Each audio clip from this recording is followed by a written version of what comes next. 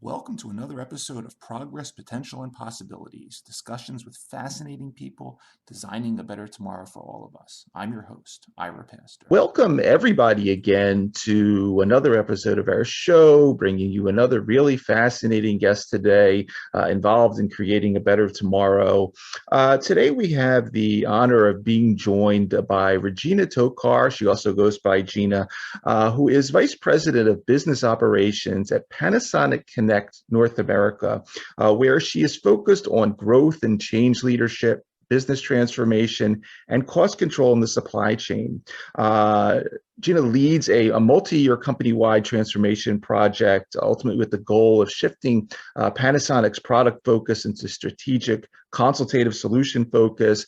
She prides herself on launching of new business units from early concept to commercialization, breaking down barriers to both innovation and value creation, and really driving growth and expansion regardless of the size or scope of the challenge. Panasonic Connect North America is part of the Panasonic Corporation, the Japanese multinational conglomerate, which is involved in a range of diverse electronics technologies businesses. Recently celebrated its 100th anniversary, has around 500 subsidiaries around the world, employs about 250,000 people. In addition to her work at Panasonic Connect for the last couple of decades, Gina has served additionally as chairman of Newark, New Jersey Downtown District Board of Trustees, also president of the Rise Women's ESG governance group within Panasonic Business Impact Group for the past 4 years.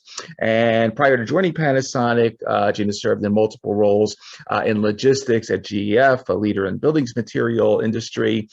Gina has her MBA from Fairleigh Dickinson University, her undergraduate degree, Bachelor of Arts in Sociology with a minor in Biology from Bucknell. And we are excited to have her today to talk about a lot of interesting stuff.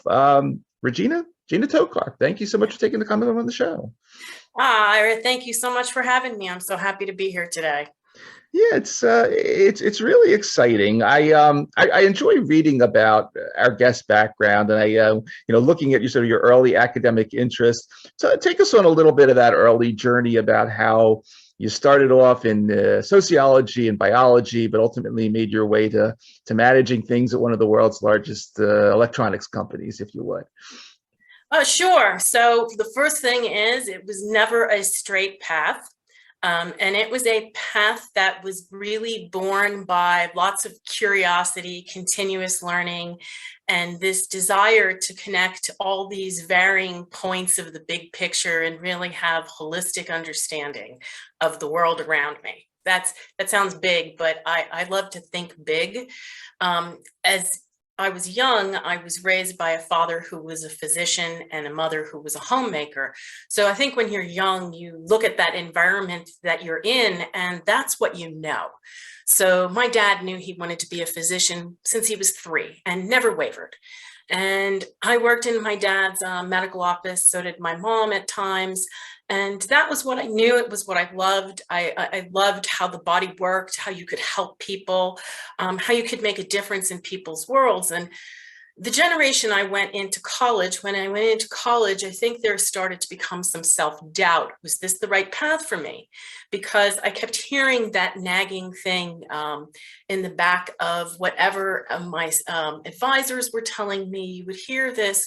Are you sure you really want that? Because as a woman, it's an uphill battle. You have to give up a family. You can't have it all, right? It's a different world. And that nagging note kept playing in my mind to the point that in my senior year, I decided to change my major. Well, I needed to finish in 4 years or Dad's money for tuition was going to go away, and my 3 jobs to keep the rest of it all moving was not going to be enough to get tuition done. And so hence came sociology.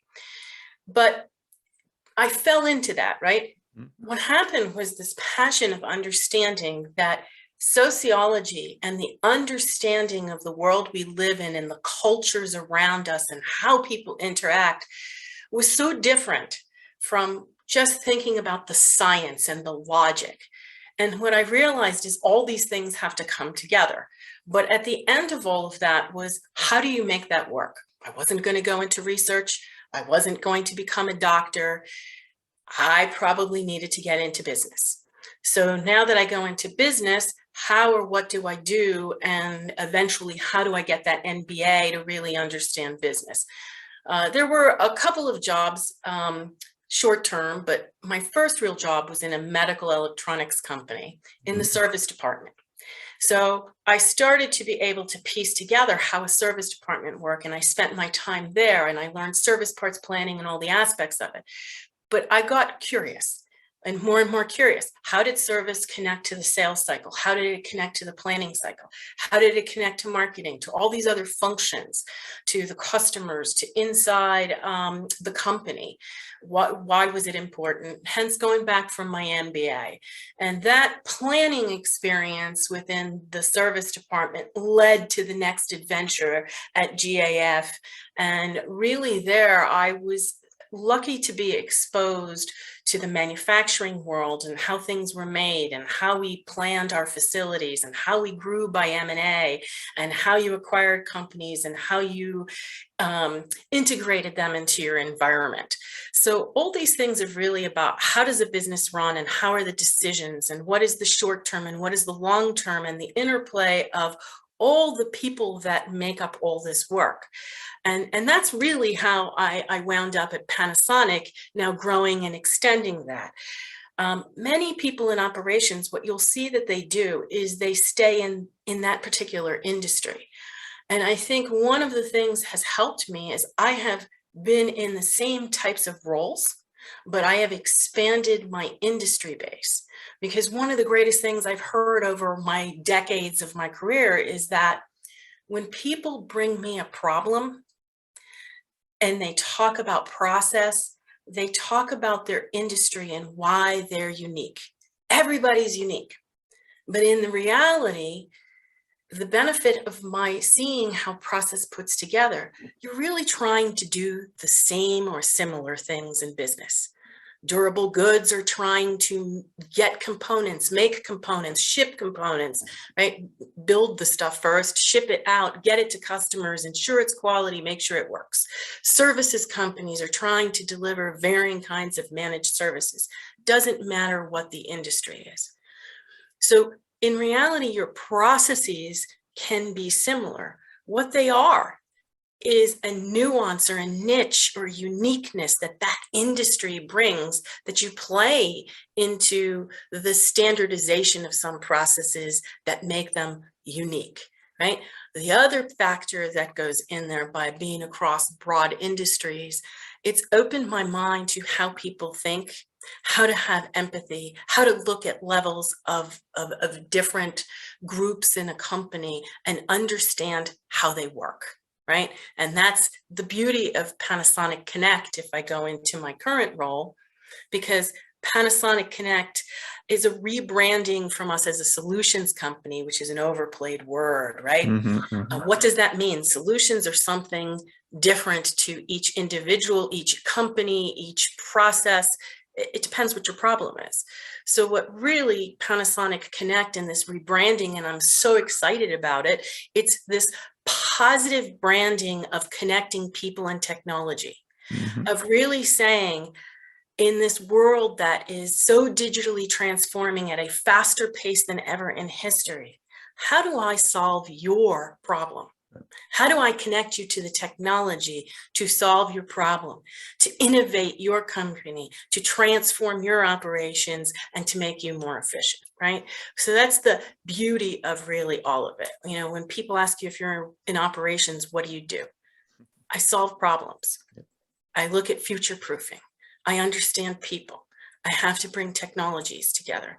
That's really my role, whether it's supply chain issues in the supply chain world, project management for customer integrations, or simply order to cash functions or our own internal IT. It all has the same thread of what's my process, what are the people involved, what's the technology, what are my resources, and how am I trying to solve a problem?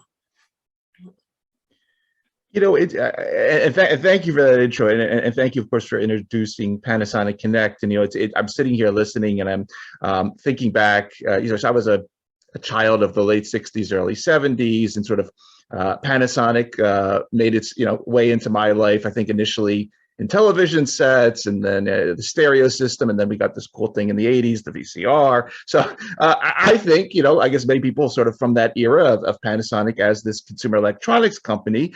But when I go onto the Panasonic website nowadays, I'm like, wow, there's a lot more going on here. You're involved in self-driving cars and robots and IoT and sort of, I mean, the list goes on and on.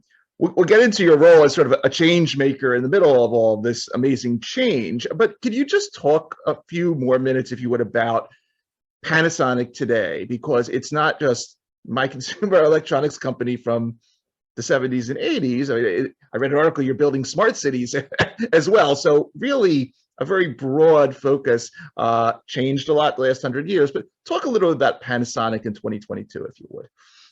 Sure. So Panasonic let's talk about Panasonic from Japan. And back when I started in the company roughly 18 years ago, Panasonic in North America was more heavily consumer focused, as you pointed out.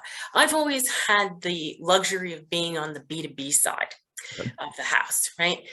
And the B2B side was smaller. But if you looked at Panasonic globally and what they did in Japan, they had all these things. They were a major manufacturer, solutions provider, back before we were saying these words. They were everywhere, ubiquitous with lots of things across there. And what we brought to the United States and North America was probably 10% of their portfolio. Right? It was huge. So we knew them more as a consumer electronics company in North America. But for the last 18 years, my experience has been on their B2B side. Yeah. And the most rapid growth has been on the B2B side because it has been about all these changing technologies. Panasonic is structured where they call things companies. Where Panasonic Connect, there are other companies. The other B2B companies today, even in North America, Panasonic Connect is a wee bit different than they are. Those companies are focused in specific industry and probably a specific sort of solution or set of solutions affecting that particular industry. You could look at our automotive group, our aeronautics group, the companies that deal in those fields and what they provide. And then there's energy groups looking at energies and batteries and things like that. Panasonic Connect being a little bit different. We are in multiple vertical markets. Yep. We have solutions that fill multiple vertical markets. So we have to understand a broader issue of our customers. Where we play, let's talk about the 4 markets where we play pretty much. We play in manufacturing. So one of what we produce, we make SMT or surface mount technology equipment, robotics, and welding used on factory floors, right? Well, what's SMT? Well, the big issue in the supply chain today is chips, right? No chips, chip shortage. Everything electronic runs on chips. The machines we create on factory floors actually take those green plastic boards, stick all the chips and components, and make that actual board that's going to make your electronics work no matter what industry you're in. So part of the other things we do, we don't only make those machines, we provide software and solutions for smart manufacturing to bring efficiencies to that floor. Because one of the greatest things that we're known for is our quality and our understanding of that manufacturing process, right? So it's this natural transition. So we service that market. One of our other highlighted markets is the Toughbook brand of rugged computing. Right, laptops, tablets, mobile devices that enable those in a rugged environment work. And this is, a fascinating group of customers because you're in with the military and military applications. You're working with first responders, the police, the ambulance, the fire, who are trying to keep us safe and healthy, right? You're working with folks who might be in transportation and logistics and how they're delivering packages and how you sign for them and how they manage their warehousing and how product might shift, right? So there's all kinds of uses for these Windows and Android devices and solutions, and you have to understand how the customer's using them.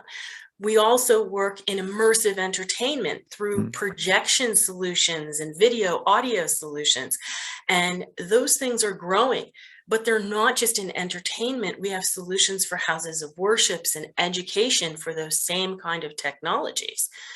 And then finally, in the retail and the food space, we're providing kiosks and food lockers or lockers for retail and line busting opportunities. What is the thread here? The thread is that all of these products, whether they're hardware or services or software, they're all used in the frontline operations of our end use customers. That means for us at Panasonic Connect, we have to understand workflow. We have to understand process. Our goal is to change how work is done, right? To advance society, to connect to tomorrow. So it's about connecting. It goes back to that connecting people and technology and solving problems. And I think when you look at it as solving problems, you're not looking at selling a single point solution. You are looking at helping your customer innovate and grow their business. You are looking at exactly what we talk about here on your show, which is, right, possibilities. Yep. How do you make progress? Where's the potential? So you have to be open to change, right? And that leads perfectly into my next question. And you, thank you, and you outlined it beautifully, and not just the change that has happened at Panasonic, but you, as you were saying, whether you're dealing with industry or government or academia or whatever, everyone else is changing too. Hence, we need great change agents. Enter Gina Tokar. Gina, what makes for a good change agent in 2022? What qualities do you need to have to say, oh my gosh, it's changing too much, I don't want to do this anymore, versus someone that, like yourself, that is hung in there for the last couple of decades through this change and really made things happen?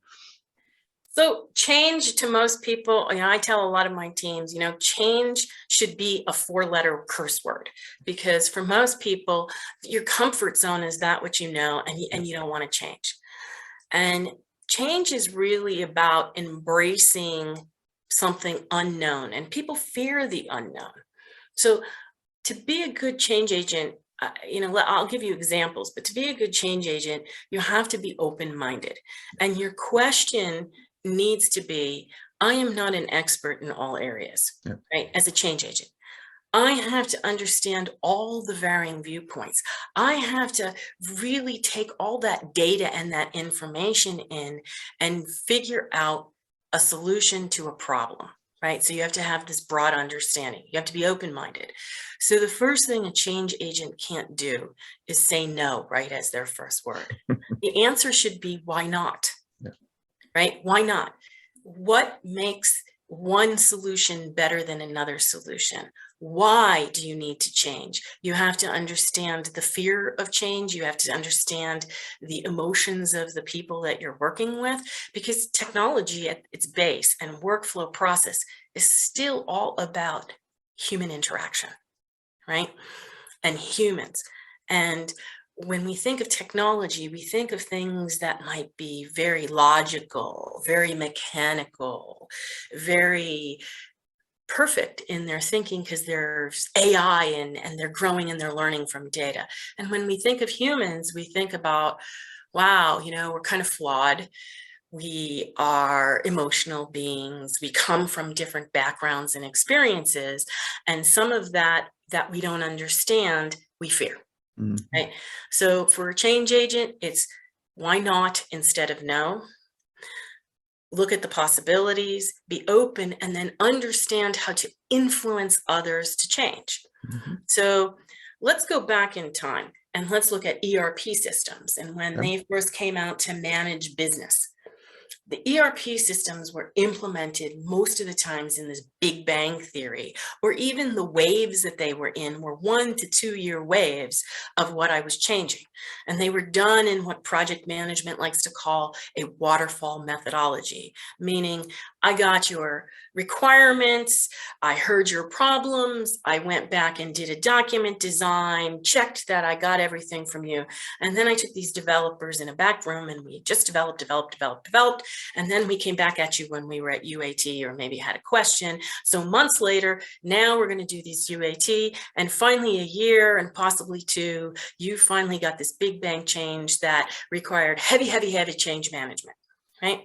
Well, as technology has evolved, as point solutions have come in, as people have begun to question where their investment goes and how resources manage and skill sets and what do I really need in my business and what is my most important problem, right? They've begun to really look at how can I do agile changes? Right? So now people talk in sprints and software development comes in sprints. So you get these smaller changes that are easier for people to bite and they don't feel as if they're so overwhelmed with this change. And then they start to play with it and interact with it. And by the time the 4 weeks is up or 6 weeks or whatever your sprint was, you have something new that you add and now you're comfortable with one change. So change doesn't have to be overwhelming. It could be in bits, bytes, and it could be moderated, right? Remember the one thing that every organization has in common. The one thing they all are constrained. They are limited by their resources. Resources being money, time, human resources, right? They have to make decisions based on their limitations, skill resources, right? Based on those limitations, they have their litany of projects and investments or what they want to do to grow their business, and they have to make decisions on where they're going to point that. In the past, a lot of back-end and workflow operational items would get pushed out because it was looked at as a cost center. We would look at how can I invest in the customer? How can I invest in the sales team, right? What marketing initiatives do I have to do? But when you step back to the organization, every cog, every department, every function does not stand alone. It relies interrelated as an ecosystem. And you cannot look at the operations world as simply a cost center. In the world of AI, cybersecurity, and all these things happening, you have to look at workflow, process, and technology in your back end as an investment to creating value for your customers, changing how you work internally, right? And as Panasonic Connect, if I change how we work internally and our company changes, we become better advisors to our customers because they're trying to do the same things we are, right?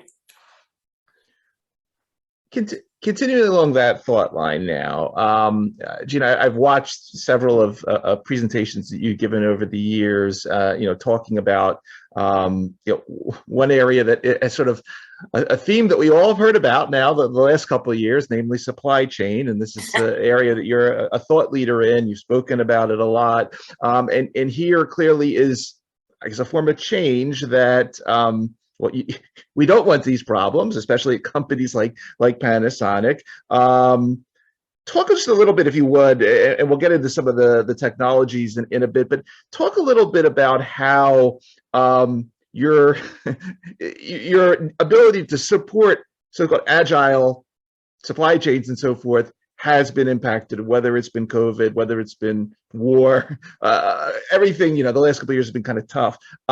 Say a few words about what you've been going through specifically in the supply chain domain the last couple of years. Right. So the first takeaway about supply chains, right? I'll go back again, years ago when I started, the word supply chain didn't exist. You were all part of logistics or transportation, these functional departments, procurement, planning, whatever, right? And then as supply chain kind of grew up and saw its value, it used this word chain. But the reality is, and I think COVID has greatly helped us to understand it, a chain is connected, and breaking one link in the chain disrupts things as they should be. And in reality, everybody who thought they were connected weren't, right? Each company has its own systems. Each company has its own data structure. Each company has its process for how they handle their purchase orders, how they accept things, what their lead times are. So what was connected was potentially, as an example, me and my company, whoever I am, my company was connected to our suppliers or our customers, but we weren't necessarily connected because we didn't have all their data, right? They kept their data, we kept our data. Data wasn't transparent. So the concept of a connected supply chain, it's no surprise to me of all the rocks and all the issues that came out once COVID came in, because every company had their own issues in the supply chain. What were you better at? Did you procure better? What was your workflow process? Did you plan better? How did you keep inventory? What was these theories of just in time, right? Well, you take a massive shutdown that now has impacted every single business in every single area. And what did it do? It created huge bottlenecks, potentially shortages, but it exposed the fact of risk in the supply chain. And there have been companies out there talking about risk in your supply chain, mitigating risk, looking at supply chain strategies for years prior to this. And many companies, that wasn't a focus area. Why? Because it was working good enough in the cost structure it needed to work, and competitively it needed to work. So when he looked at the long term, thinking of, these movie potential COVID events that was really going to shut down the world, people didn't really understand the true connectedness. Take technology. Yep. You put all your chips into one area of the world, primarily. Right? 90% of the chips 2 years ago came all from one part of the world because of labor costs, transportation costs, and the ability that you knew that the supply chain functioned in a certain lead time. Well, now all those components are broken. In your individual business, you might have been looking at one component area for yourself, and now you have to look at all these components, and it becomes overwhelming, right? In today's world, it's not overwhelming to me. It's, again, a function of what are the top priorities, what are the biggest problems, and how can I get data to manage my business to prevent them in the future, right? How do I get connected data, clean data? We talk about process, we talk about workflows, we talk about technology, and you talk about people skills. But in a very connected world, data is the driver for decision making, and data is the common thread that all these technologies work on. You build tons of sensors so you can have visibility where your trucks are, but sensors are driven by chips, right? So your interconnectedness can't work if I'm not producing all those chips, or unless I find another technology that connects me or works for me. And then I need people and resources to drive that data and make decisions on it that we can't possibly process all at once, right? So the key takeaway for me is, one, nobody understood what a supply chain was except for a few experts. But 2 years later, everybody's an expert in supply chain. What they're an expert in is the flaws of the supply chain. What we need to now work on is how to create that connectedness And what do we mean by it? Because you may not be able to have 100% connectedness all the way back in the chain because of how much investment you have to make. So you have to find out, what are the components that are broken down? What can you do? I read a very interesting article last week in the supply chain, and it was really about what was the real problem in the supply chain. Now, this was from a procurement standpoint, and what they said was, hey, let's take a look. It's really not these bottlenecks or the shortages. It's sort of the perceived shortages. And then what happens is a feeding frenzy, buying frenzy that occurs really quickly. And if you're a company, a large company, generally when you start to have to buy more or change your buying patterns, you now have another layer of approvals. And that layer of approval, let's just say it adds 1 minute of average time on what you're doing, but you're a huge company and it can add a couple of days of work. And that in the week, per the week. So you have 7 days to work. Most people are working 5 to 6 days, right? But now you have 2 more days you need, and your people resources are hard to ramp up, right? So they can change your workflow, they can give you procurement and remove that as a problem.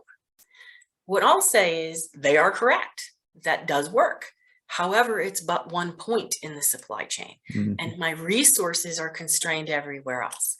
If we go back to the big chip issue in technology, what you heard from varying chip manufacturers and producers was a timeline. Back in 2020, you heard a timeline of when they thought they would get out of it. And it was like 2022, 2023 back then.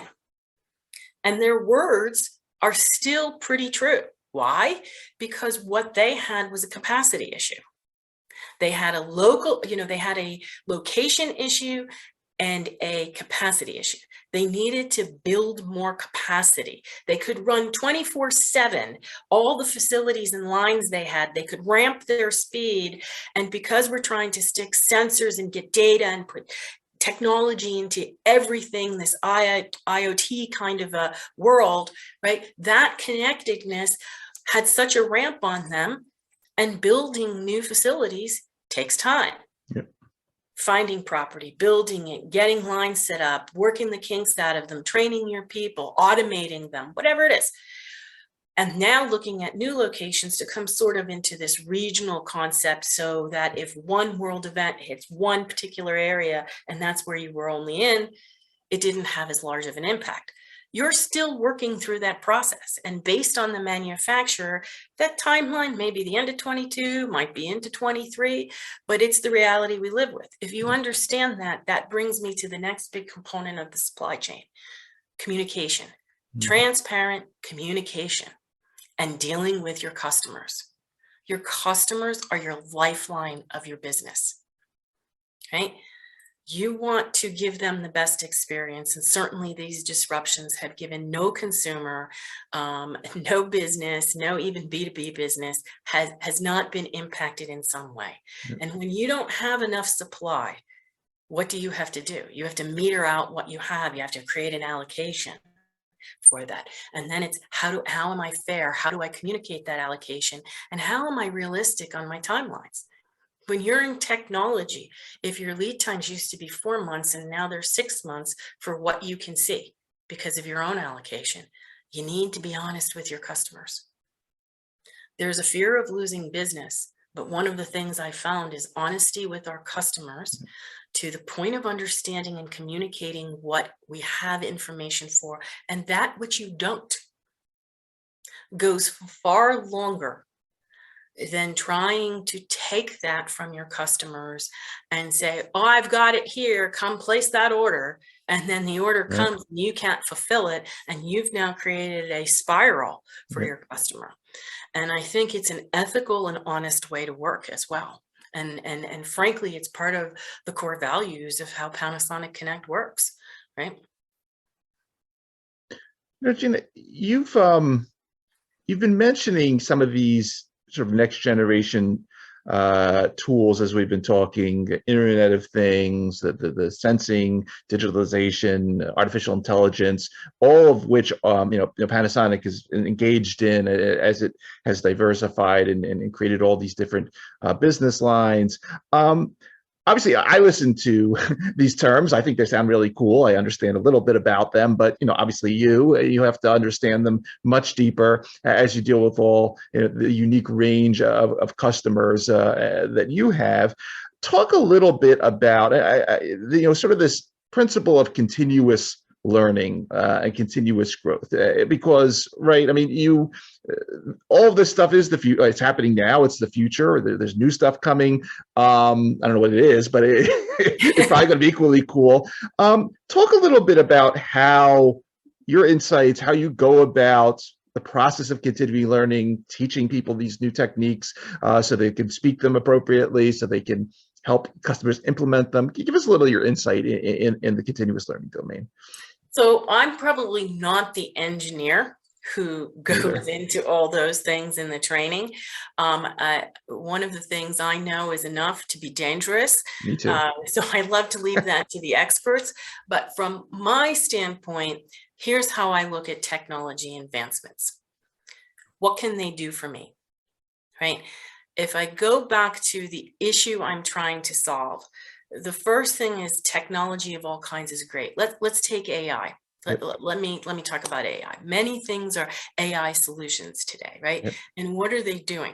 They're pulling volumes and volumes and volumes of unstructured data points, right? And they're taking that information, and what they do is they really, no matter whether it's supply chain or marketing or sales, insights, whatever your process is, they're taking that information for their use case and saying, how can you get better data to be more proactive in your decision making? It may even learn and suggest possible decisions, or it may learn and show you things that you didn't even think could happen because we couldn't take all that data and make the pattern out of it like it did, right? This technology did. So behind the technology for me, I'm going to go back to all the technology sounds great. Automating all these things sound great, but step back to which ones are useful for you in your business. Because you can't have, in that case, you can't have it all unless you have endless money and endless possibility. Yeah. But when you put these tools, right, technology is a tool, people are still the driver, right? I know there's questions about the emerging technology, and one day maybe it will have empathy and thinking and feeling, and things that were sort of Star Wars-esque to us in the future are potentially possibilities. What I'd like to say is that from my standpoint, technology is born of humans. Yeah. We bring it about. We have so many intelligent folks looking at solving problems, and engineers and developers who are moving us forward and have vision for where the world can go. So there are endless possibilities, but the driver is still the human factor for me. And in that human factor, it's how do I use it? What is my problem? What are the resource capabilities I have? What do I have to gain? What skills do I have to gain? And really a big driver is, what's my data look like? Because to make those decisions, if you don't clean your data, if you don't manage your data, if you don't clean your processes and understand them, you could put in the greatest tool and the greatest AI. If you fed it with junky data, it's going to make and give you bad results. Right? So there's still that whole process of what I'm doing. So I tend to be technology agnostic. For me, right? I tend to look at technology as a tool and how can it help me. Does that make sense on some of these points? Absolutely. One of the things from my viewpoint, something like cybersecurity, right? Yep. That's huge. All the privacy data and data information, money, banking, all these things, they could cripple you through cybersecurity attacks, right? And that also has to be an investment companies have to look at to support the tools that help you there. But one of the things I even learned from our CIO was, 40% of all cyber attacks happen because of phishing scams. Phishing. So if our employees, if you in your personal life are more educated on phishing scams, I don't need a technology necessarily for 40% of my problem. I do still have to shore it up in the back end. I have to make those investments. I have to be able to secure our company. But really, it's in our hands as humans to pay attention to what we're reading, what's coming in our emails, what's coming in our texts, to how we communicate, right? So 40% of that is in our hands, according to those statistics. What, putting the sort of the technology aside then, and thinking about, once again, this process of continuous learning and growth that I've heard you speak about, for the sort of the next generation that's coming along into sort of this unique domain. I think you say unique because when I think of everything you're involved in from a business operations perspective, you have had to learn so much and to integrate so many different facets of an extremely complex business. What's some of the advice you give to sort of the next generation that, that looks at you, that listens to your story? They want to be the next Gina Tokar down the road. Some advice there in terms of the continuous learning process, in terms of how one grows in such a complex role that you've taken on.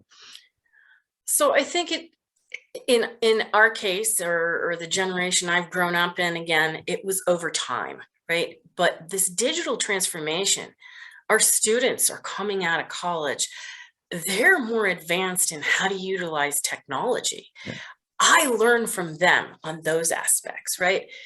What I think is they have so much to offer us about how to interact, or how they interact with technology, and what workflows should change, that we have to hear that viewpoint, right? They may not have the business experience. They may not even have the life experience just because they're younger in age and haven't had the opportunity to live at those things, right? So career-wise, here's my career advice to people on how do you become and grow. One, you have to have a passion for what you do. Yep. Right? That starts with a passion and your curiosity, and you manage that. You have to have accountability in your own career, right? You have to say, whatever it is you want to become, if I want to get into supply chain, if I want to be in software development, I want to be in sales, you have to go and find that training. You need some formal training, but you also get exposed. One of the greatest things that I think helped me was sort of this informal learnings that you got in business. And how did you get those? Not all companies are as good at that. I will say Panasonic, it's one of the things that really I love about this company. You might come in and say, I'm in the marketing world, or I'm a salesperson. But then as you do work in your career, you might say, hey, this back end is very interesting to me, or vice versa. You could get into projects, right? They're short-term projects. They could be longer term. They could be a problem. You could be on a cross-functional team to solve a business problem, no matter where you're in. So now, whether you're in sales or marketing or procurement or planning, you can sit there and see, whether you're in service or even engineering, how do other people think? What do other functions do? How do they manage? How are they interconnected? What's the problem we're trying to solve, right? And you can broaden your capabilities by being on those projects, because you now learn about how things are connected. You now learn how other functions work. You now may see what education you may need if it piques your curiosity of how to get there, right? So I say you're the captain of that domain, right? And the other piece is, how do you become, how you move on through that education is one thing, right? How you grow your career through that education is another thing. One is through that volunteering for these nitty-gritty opportunities, right? Because those nitty-gritty opportunities could be change-making. They can help make a name. They can show that you're willing to give to the company. So you have to be willing to give sometimes before you get. It's not always about getting, right? You have to be willing to experiment. And the other piece you have to do is you have to be willing to accept that at times you're going to make a mistake and you're going to have a failure, right? If everything worked perfectly in your career and your career was this great trajectory and you never made a failure, you'd be a very lucky person. Yeah, And yeah. I'd like to bet on you. But the reality is you're not learning. Sometimes your greatest failures become your greatest learnings, right? They might make you more empathetic. They might make you more relatable. You might be able to learn how to lead people and influence from the mistakes you made. You might be able to teach people how not to make that, right? Mistake again. So I look at the individual when I'm working with any of my team members. I look at the individual. I try to understand their background, what their thought process is, how are their feelings, what was their culture even, Mhm. right?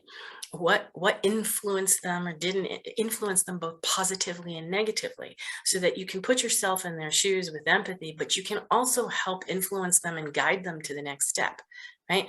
I've had many people that will say, if I'm not in sales, the only way to become move up in a company or change my career is to become a manager. And in reality, to me, being a manager is a completely different skill set than being the great doer, no matter what function you have, Mhm. right? Because being a manager is really about getting work done through other people and ensuring their success and breaking down the barriers. So it's not necessarily always being the expert in your field anymore. It's more of being an expert in people, Mhm. and people can challenge you, right? Oh, So yeah. if you want to be a manager, you better have a love for working with people and understanding your viewpoint isn't the only one that exists, Yep. right? Right.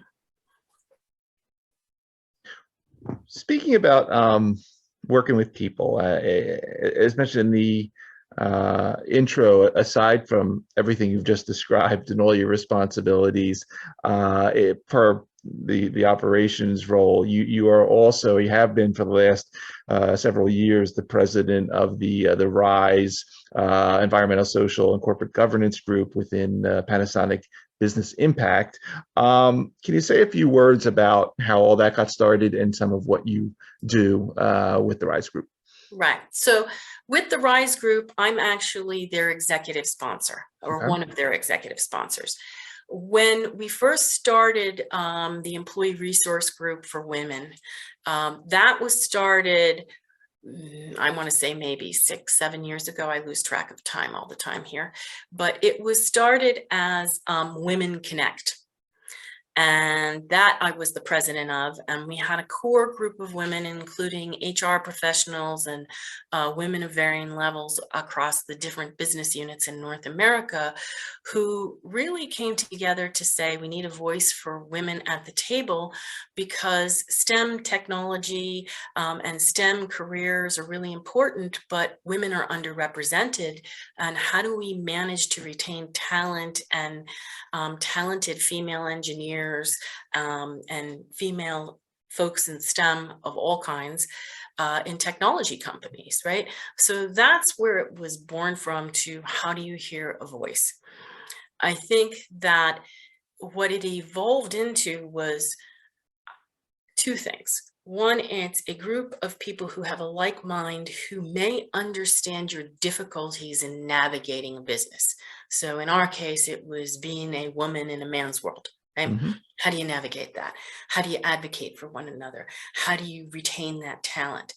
But also understand that there were people who had similar experiences, not to commiserate, but to use those experiences to change how we work, to improve the situation for fellow employees, and to better communicate and to bring the diversity of thought back into the business, to develop a better work problem, to understand your customers better, right? And I think that's a really high level purpose of many ERGs in many companies.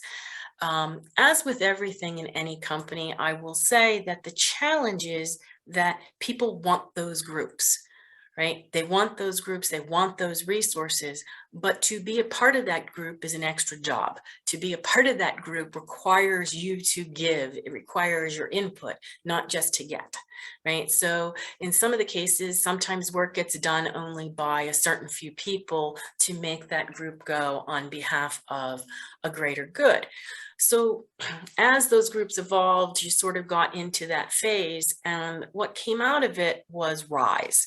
And I think RISE was the next evolution, and it is now Rena Desai is really working and heading up RISE nowadays, and she is a director of accounting in the corporate group in North America. And I work with her and her counterpart, Charlene Reagan, who is out in Canada. So we have all of North America, and those two, they are a bundle of energy to bring it to the next level of how did we do this now in a sort of disconnected, changed world through COVID? How do we keep it relevant? How do we keep that conversation going and bringing in alternative viewpoints? We also, I think one of the greatest things that have happened with that group is women aren't the only gender, men aren't the only gender, right? We live in this world together, and we have to understand that in the business world, we need male allies, right? So women can't do it alone, and you need male allies. And I think that's really been the next evolution for RISE is how do you network? How do you get male allies? How do you be heard in a room when you're not in the room? How do people speak about you? Right? And how do you get those allies, mentors, sponsorships? And I think they've done a great job of bringing in speakers that help women in the company as well as men understand that we're all in this together, and it's just a different viewpoint, but that viewpoint needs to be heard. Right? Wonderful, really wonderful. What else is coming up? Gina, talk about and any obviously anything non-confidential stuff, but anything else hot for the rest of 2022, 2023, as far as it relates to you, your team, and Panasonic in general, conferences where we can see you and meet you, other things that are going to be going on. Please take the floor for anything that I've missed. So I think for Panasonic Connect, we were rebranded, as I said, on April 1st. So this is our first year of Connect. I think it is really a year of collaborating with our customers, focusing in on the solutions that we are providing, and ensuring we've got the right processes, controls, the right skill sets, and bringing that communication out into the world, and all the business units. That's what they're focused on. In the back end, we are continuing to change the way we work internally by continuing to invest in our work processes, our systems, our connectedness across. One of our big focuses have been to give a better service experience to our customers. Mm-hmm. And I think the other thing is to focus on a customer experience, and a good customer experience starts with a good employee experience. Mm-hmm. Those are the two factors you have that make your company. So there's a lot of employee experience, high performance culture team that's coming up with ideas within our Panasonic Connect group to improve both the employee experience that now shares into the customer experience. And as for myself, I think it's a continuation of this message. Right now, I'm working with a team of service providers and solutions that was added to me for our food, retail, and smart manufacturing space on how we bring those to life. So we can hear more about those as the months pass, and what we're working on there. Awesome. Really awesome. It's going to be exciting to continue to follow you on this journey. It's been an amazing couple of decades with Panasonic, and it's going to be quite fascinating to see how this continued evolution of the business keeps going with you helping to lead it. So really exciting work. For everybody that is going to be listening to this particular episode across the various podcast networks or watching on our YouTube channel, you've been listening to Gina Tokar, Vice President, Business Operations, Panasonic Connect North America, change agent, thought leader focused on both growth and innovation, and leading this Panasonic vision of improving lifestyles, solving global issues. Gina, I really want to thank you for taking the time out of your schedule to come talk to us for a little while about what you're up to. Obviously, thank you for everything you're doing there. And as we say on this show, similar to Panasonic, actually, thanks for helping to create a better tomorrow through everything you're doing. Really very inspiring story. I've really enjoyed my time, Ira. I appreciate being here so much. Thank you for giving me the opportunity. Great seeing you.